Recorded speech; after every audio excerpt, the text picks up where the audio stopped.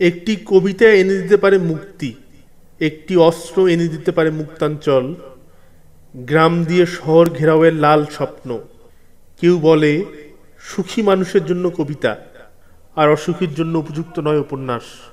চোখের রক্তক্ষরণ আর বেশি দূরে নয়, হৃদয়ের রক্তক্ষরণ শুধু নির্দ্বিধার জন্য। আমার বড় হবার সংগ্রামগুলো মধুর হতে পারত, কেন জানি না সহসা আরো জলদি। আমি জানি অতি মানবীয় কিছু নই, যেমন অতি পুরুষ বা রমণী গোছের কিছু। কারো স্বপ্ন দেবতা শিবের মতো মাত্রাতিরিক্ত, জানি সে বরাবরই সুখী। একটি বৃষ্টির ফোঁটায় এনে দিতে পারে স্বস্তি, কিংবা কিশোরে কান্নার জবাব, নয়তো গিজার পিরামিড ছোঁয়ান অনুভূতি।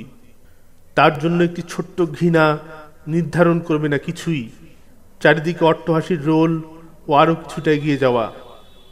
একটি লাল পতাকা সমাজতন্ত্রের পথ পরিষ্কার করে দিতে পারে। একটি কুকুরের ডাস্টবিন হতে পারত পুষ্পমাল্যর দোকান। তুমি হতে পারতে আমার লজ্জাবতী বধূ, স্বাগত জানাই রোজ একটি গোলাপে। একটি বিন্দু থেকে ছড়িয়ে পড়তে পারে মহাবিশ্ব, ক্রমাগত প্রসারিত হতে পারে অসংখ্য তারকা, গ্যালাক্সি, নেবুলা ও গ্রহ উপগ্রহের সমাগম। ব্ল্যাক হোল নির্দিতা ও আমি পতিত হব বারংবার। আমরা নিখোঁজ, কোনো তথ্য উপাত্ত প্রমাণে অনুপযুক্ত। ভগৎ সিং আদালতে দাঁড়িয়েছিলেন, তার শিষ্যরা বিদ্রোহ ঘটিয়েছিল ব্রিটিশ শাসনের বিরুদ্ধে।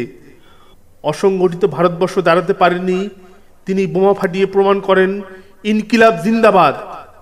একটি বৃক্ষ জন্ম দিতে পারে অরণ্যে বাঘ, সিংহ, হরিণ ও বানরের পদচারণা, কিচিরমিচির পাখির শব্দ। একটি বোবা শিশুর আশ্রয়স্থল হতে পারত নষ্ট সব মানুষগুলোকে ফেলে। দাঁড়াতে পারেনি পুলিশ, বিজিবি কিংবা সেনাবাহিনী, দাঁড়িয়েছে কেবলই সশস্ত্র বিপ্লবীর ঝাঁক, একদল প্রলেতালিয়েত ও ঘুমন্ত বিশ্ব। মুঘল সম্রাটদের আমল থেকে আমি একঠায় দাঁড়িয়ে রইলাম কেবলই তোমার প্রতীক্ষায়। দেশান্তরী আমি স্বদেশ খুঁজে চলেছি, রূপুলি পর্দায় খুঁজে ফিরি তাদের। আনন্দ আর উত্তেজনার মধ্যে পার্থক্য খুঁজে পাই না। তবু জানি বিপ্লব আসবেই, সমাজতন্ত্র আসবেই, লাল ঝান্ডা উড়বেই। একটি বুলেট আবারও প্রমাণ করবে অনেক কিছু। বিশ্ব হেভিওয়েট চ্যাম্পিয়নশিপে পরাজিত আমি আবারও। সবাইকে পেছনে ফেলে মুষ্টিবদ্ধ হাত, গানের তরঙ্গে আর গিটারের মূর্ছনায় গেয়ে উঠুন, মিশে যান শোষিত মানুষের কাতারে।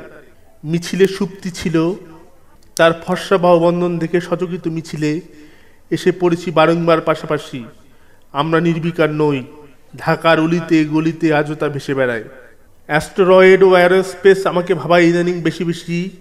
আরও বেশি ভাবি বার্তার স্বয়ংক্রিয় ছড়িয়ে পড়া। দেশ নিয়ে আর্তনাদ কাটেনি আজকেও, বেতার ভুবনে ডুব দেই প্রতিদিন, জবাব মেলে। একটি কবিতা এনে দিতে পারে মুক্তি, একটি জ্বালাময়ী ভাষণ জানাতে পারে সুসংবাদ। কবিতার গ্রামাঞ্চলে আমিও একটি বন্দুক, জানিয়ে দিয়ে আসতে পারি আরও একটি সুসংবাদ, নিরীহ ও বঞ্চিতদের ইশতেহার। জল ও জীবনের মধ্যে পার্থক্য খুঁজে পাই না, পার্থক্য নেই জটিলতা ও সরলতার। আকাশ ও বৃষ্টি ভালোবাসি, ভালোবাসি ঘাম ঝরা কৃষককে, শ্রমে গড়া শ্রমিককে। 24শে গণঅভ্যুত্থান ঘনিয়ে এসেছিল সেদিন, চারিদিকে মুহুর্মুহু গুলির আওয়াজ। আমরা প্রত্যক্ষ করলাম শাসক ও শোষিতের পার্থক্য। লক্ষ জনতা ফেটে পড়ার শব্দে কেঁপে উঠল মসনদ, শাসকের গদি। আমরা নিশ্চিন্ত হলাম। বীর দর্পে এগিয়ে আসছিল হাতিটি, তার তাজা প্রাণ সাহস যোগায়।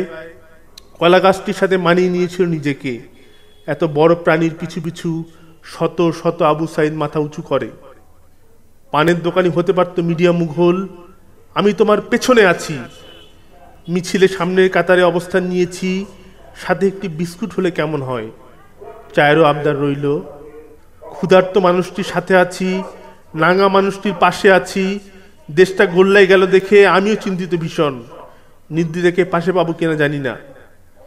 একজন যোগ্য পিতা হতে পারত সন্তানের ভবিষ্যৎ, তিনি বরাবরই লোভাতুর নন। আমার পিতা দেখেছিলেন যতগুলো সংগ্রাম, তুমি ঠিক ততটাই।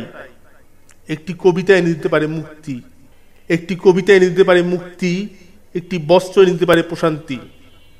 লাজুক হয়ে উঠুক রমণীগুলো, সাহসী হয়ে উঠুক পুরুষেরা। আপোষকামী হবে না কবিতার পঙ্ক্তিমালা কখনো। শুধুমাত্র একটি কবিতা বলে দিতে পারে সবটুকু সত্যি।